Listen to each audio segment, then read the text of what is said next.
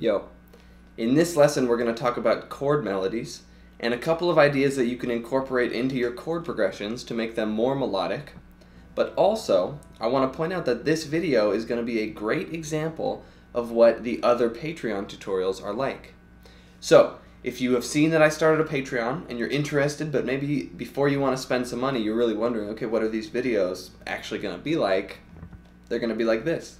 So if you watch this lesson and it works for you, you find yourself learning and you want more, I would highly recommend that you check out my Patreon. Because right now there's already 4 lessons up, and in a couple weeks there will be 2 more. Every month I'm going to add 2 more lessons that you have lifetime access to. You can always go back and rewatch them. So if this video works for you, please go check my Patreon out. Thanks. Okay, so let's talk about chord melodies. What we want to do is make chord progressions that have melody inside them. Oftentimes chords and melody are separate, maybe even played by different instruments, but what we're going to look at doing is playing chords that have melody like embedded within them. Now, there's a couple of ideas that we're going to incorporate into our playing to accomplish this. There's 2 specifically that I want to point out. The first one is less is more. Now we're going to use this specifically to mean playing less notes, not playing all 6 strings. There's a tendency when playing big old bar chords and open chords, when you're bringing out all of the 6 strings on the guitar, there's a tendency for all those notes to blend together and just kind of become a wall of sound. When we remove notes from the picture and we play chord voicings with less than 6 notes, individual notes are able to stand out better, and we can, with our ear, we can focus in on single notes a lot easier than if all 6 strings are playing. So that's idea number 1, less is more. The second idea is that we want to be really careful in terms of picking the top note. The highest note of whatever we play, the top note in the chord, is going to sound like the melody. So with those 2 ideas, I'm going to take a chord progression and I'm going to play it a really basic way that isn't super melodic, and then I'm going to show you some steps that we can take to make it more melodic, and I want you to play along. So we're going to be playing with our left hand only bar chords. The only thing that we're going to be doing with our left hand is playing bar chords, and the chord progression that I want us to work on goes like this. A minor, oops, G major, and F major. So this is the chord progression. Now, right off the bat, this probably isn't something that you would hear and be like, wow, that was so melodic. That's the most melodic chord progression I've ever heard. It kind of just sounds like kind of a wall of sound, these big beefy bar chords. Now, what I want us to do is incorporate these 2 ideas. We're going to control and be specific about how many notes we play, and then we're going to be specific about which note is on top, and using those ideas, we're going to turn this into a chord melody. Something that sounds like this.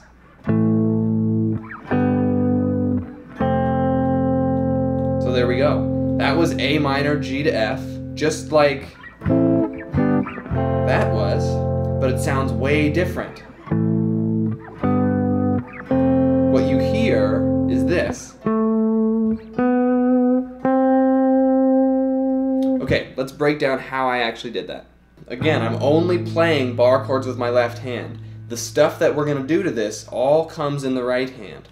And the first thing I did was I played an A chord that only had 3 notes in it. So this is that less is more idea. We're controlling how many notes we have in the chord. I'm only playing up to the D string. So this note that our pinky's on, that's the top note or the highest note. That's the melody note of this chord. So we have a 3-note A chord. When we go to our G chord, I incorporated 4 strings. So I went all the way up to the G string. So this note right here, what our second finger is on, that's going to be the highest note, the melody note. So we went from here to here. And then when I went to the F chord, I played a 5-note F chord. So everything up to the B string. So this guy, 1st fret B string, is the melody note for our F chord. So what we end up with is the exact same chord progression, but it has melody inside it. And really what you end up hearing is this, the top note from each chord. Now there's tons of possibilities. You'll see that those notes, I didn't do anything but play bar chords with my left hand. So those notes that we were singling out are already in the chords. This is kind of the premise behind making chord melodies. It's using notes that are already in the chords, but intentionally emphasizing them by this combination of, okay, we're gonna make sure we only play a few notes so that some of them stand out more, and then we're gonna be really careful about what note is on top, because that's gonna be the melody. Let's look at another example with the same chords. So I'm still gonna be using A minor, G to F, still gonna be playing bar chords with my left hand, but I'm gonna start this time with a 2-note A chord, just a power chord. Now, the A string is the highest note in the chord, so that's going to be the melody note that we start with. When I go to my F chord, I'm going to play when I go to my G chord, I'm going to play a 3-note G chord. So now I've got the D string as the highest note. There's our melody note for our G chord. And then when we go to F, I'm going to play a 4-note chord so that the G string is the highest note. So there's our melody now. It goes. Again, these are the same chords, A minor, G to F, but just listen to the difference between all of these sounds. There's big old bar chords.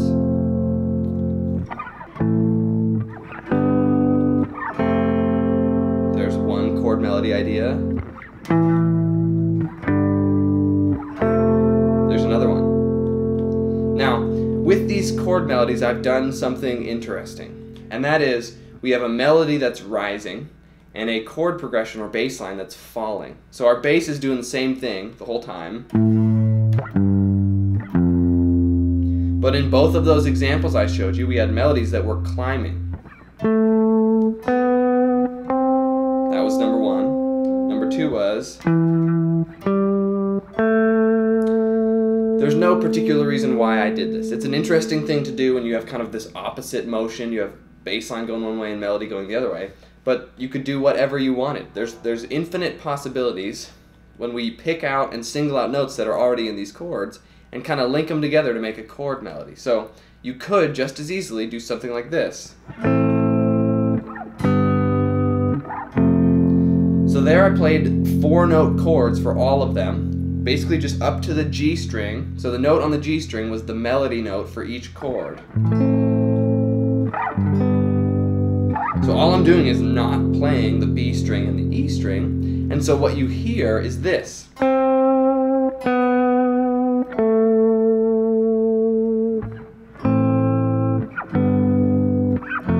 So there's something that you could do to really hammer this idea home. It's a little bit boring, but I recommend you try it.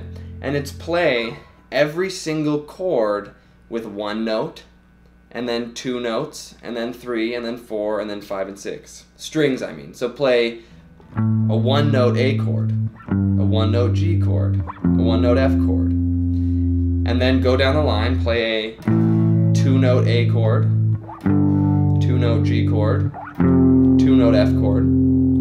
Going down the line, there's a 3-note A chord, 3-note G chord, 3-note F chord. Every time we do this, we're changing the melody note. So the note that's on top is really what stands out to us as the melody. And as we go further down the line, there's our G string melody note, so a 4-note, 4-string chord.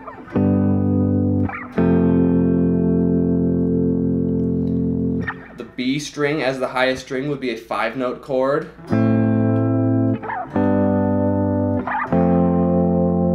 And then all the strings together. So every single one of those sounds different, sounds dramatically different, even though they're the exact same chords. Once you kind of get a feel for, okay, we can put any one of these strings, any one of these notes that's already in the chord on top to give it a different melody note, you can really start to experiment with ideas. You don't have to commit to, okay, the melody's only going to rise you could break it up. You could have a melody that jumps and then comes back down. It rises and falls. Something like, here's a 4-note A minor chord where the G string is our highest note. Then I go to a G chord where the B string is the highest note. And then I go to an F chord where the G string is the highest note again. So our melody now sounds like this.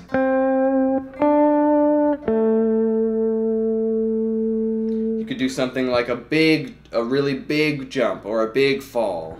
Here's an A minor chord where the B string's our highest note. There's a G chord where the D string's our highest note. And then I'm going to go to an F chord where the G string's the highest note. So now our melody sounds like this. So there's huge possibilities here. There's options. You always have options. And really what it comes down to is choosing how many strings you're playing and which note is on top. So you can incorporate those ideas into any chord progression. Anything that you already know how to play, take a look carefully at what your right hand is doing. I've been finger picking all of these. It's a little bit easier to choose specifically what strings to play when you're finger picking, but don't worry, if you're playing with a pick, all this comes down to is, where do I stop strumming? What's the note that I'm going to end on? Am I going to go up to the D string, up to the G string, up to the B string? If you pay attention and you carefully choose which string to end on, which string to include as the highest note, you can start to build a chord melody. Now, this is a deep topic. There's going to be future videos on chord melodies and how we can really start to get into them. But these are the two ideas that you really need to understand. How many notes you're playing, which note is on top. Those are like the fundamental, how am I going to turn this chord progression into a chord melody, basics. So before we get out of here, let's look at one more example. I'm going to take a really common chord progression, the 1-5-6-4 or 4-chord song in C. And I'm going to do the same thing with my left hand. I'm only going to play bar chords. So starting on C, this would be a bar chord on the 8th fret of the E string, down to G, up to A minor, and then down to F. So, just like that very first A minor, G to F progression in all bar chords I showed you, this doesn't sound like much. If we were going to break it down and be like, okay, what's the top note? That's what the melody is going to sound like. And in this case, that's exactly what the bass line is doing. And that's sometimes cool, but it's generally not the most interesting thing if your melody note is doing exactly what the bass note is doing. So we want to make it more interesting, and we're going to do that by controlling these two factors. How many notes are we playing? Which note is going to be on top? So I'm going to start with my C major bar chord. My left hand is just going to play a bar chord. We're not doing anything fancy, but I'm going to play a 3-note chord. So I'm only going up to the D string. So this note right here, D string, is our melody note. When I go to my G chord, I'm going to play a 5-note G chord, so 5 strings, all the way up to the B string. So now, the B string is the melody note. This guy right here. When I go up to my A minor chord, I'm going to do the same thing, 5-note A minor chord. So the B string is still our melody note, or our highest note. And then when I go to F, I'm actually going to play all 6 strings. This is going to be a good opportunity for us to bring out this big old wall of sound, because I want this note to be on the top. So what we end with is a C, G, A minor, F chord progression that sounds like this.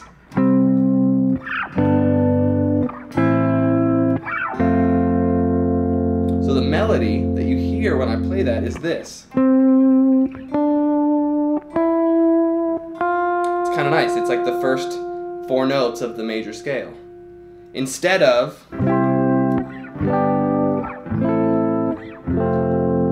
I mean, this is subjective, but I would argue that this sounds better. Sounds more specific, like there was more intention involved. And really all I did was I took notes that were already in the chord.